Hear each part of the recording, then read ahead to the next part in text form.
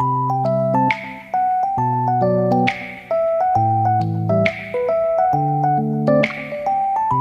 mga ka-Jesnabs, welcome back po sa ating channel. Meron pong bagong Senate Bill number 242. Si Senator Francis Escudero, the Senate President. Ito ay tungkol sa pag-automatic na promotion ng mga government officials and employees upon retirement from government service and for other purposes. Nako, automatic na promotion. Napakagandang balita niyan pag ito ay mangyari, ano?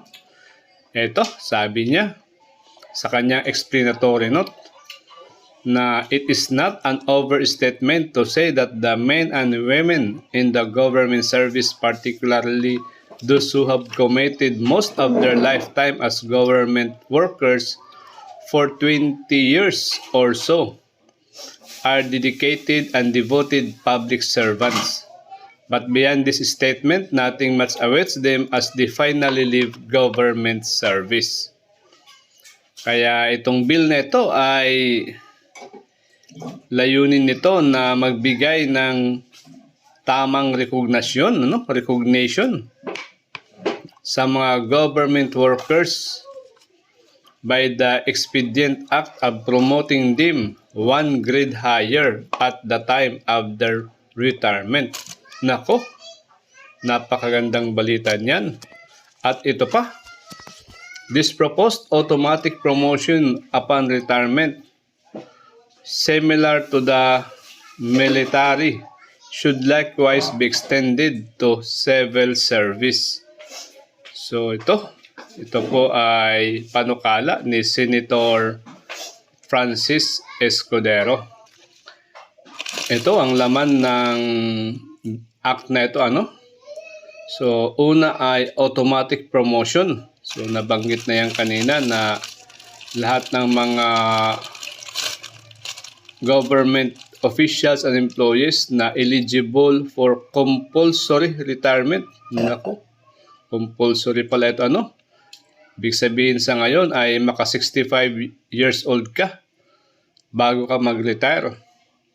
Ikaw ay merong automatic promotion equivalent to 1 grade level higher than his or her position at the time of retirement. Tapos ito pa yung magandang balita. For this purpose, the adjusted salary grade level of the retiree shall be used as the basis for the computation of his or her retirement. Nako, wag sanang umalma nito yung JSIS. Parati sila yung umaayaw pag ganito na mga retirement benefits, karagdagang retirement benefits. Ayaw na ayaw ni GSIS. Gusto lang nilang mag-invest sa online gaming. Nako.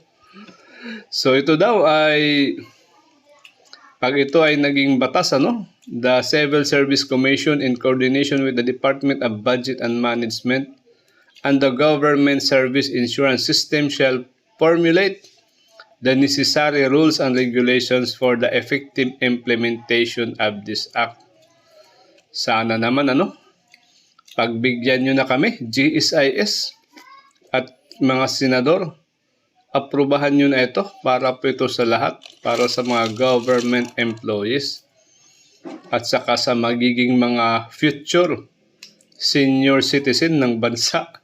Iba na rin yung mas malaki ang pension, di po ba? Okay guys, hanggang dito na lang. Good luck po sa bill na ito. Thank you for having me. Bye-bye.